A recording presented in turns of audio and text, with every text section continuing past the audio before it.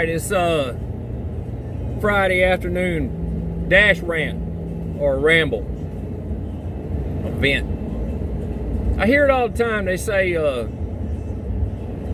success breeds success sometime. Well, you know, I asked a buddy of mine at work, and I said, man,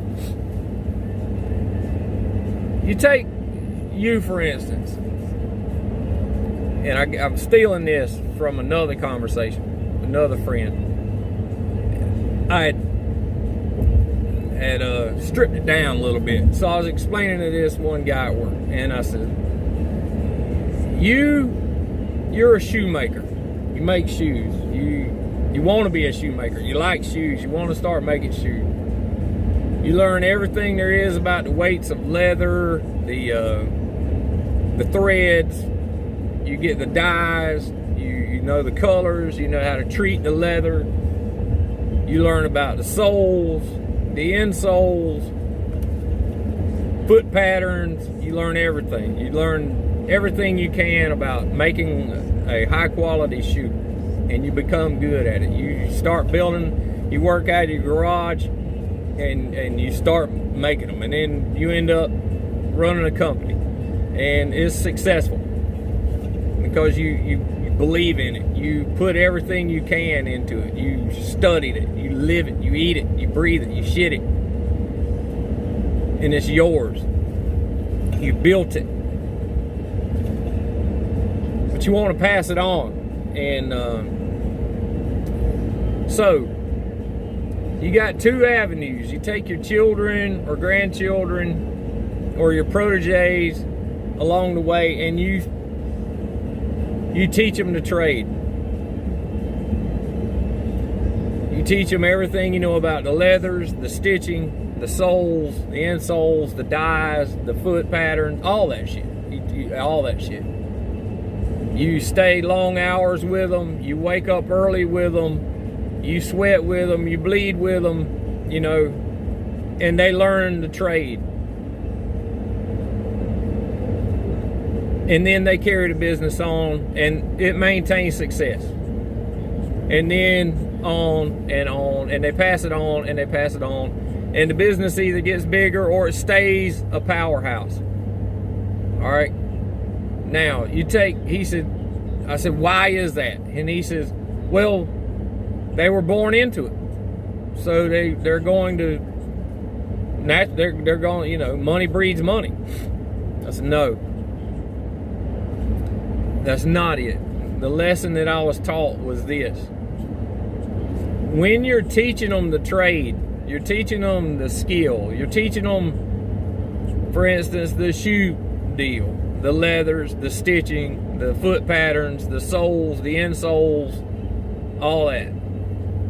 You're teaching them that, of course. You teach your kids, you teach some kids that shit, and they get it in there because that's dad's or that's mom's company, and and then as soon as mom or dad hands the reins over to them, they blow it. Company turns to shit. It fades out. Dead. Why? Entitlement. Some children, proteges, descendants, they learn everything in between the leathers, the stitches, the soles, the insoles, the dyes, the foot patterns, all the other stuff, all the sausage making of whatever true skill set it is, if it's welding or whatever. They get that other element in there when they get their training. They get the drive, the hard work, the gumption, the wherewithal, the fucking instinct, the hunger. That's what they get. Those people, that's the real lesson. Anybody can learn just about any mechanical skill, any trade, and they'll be okay. They'll be all right. But if you learn the drive, the hunger, the fucking wherewithal, the gumption, the damn I ain't gonna quit. We're gonna fucking stick. We're gonna make it. It's gonna be. We're gonna be the best. That attitude. That is where success comes from. That's what makes winners. That's what makes the company last.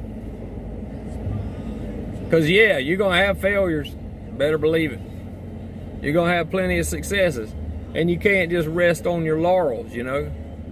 What you gotta do is rest on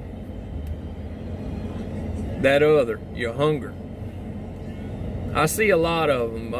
There's a lot of creators out there that they're hungry. And some people sit back and they talk about them like, well, he's this, or he was that, or she was this, or she was that. That's why they're so good. No. They're so good because they're fucking hungry. Anyway, that was my take on it. I believe that was the lesson. And leave your comments in the block. Like, share, subscribe, comment. This is Mo, damn it. Tire Creek Ironworks out.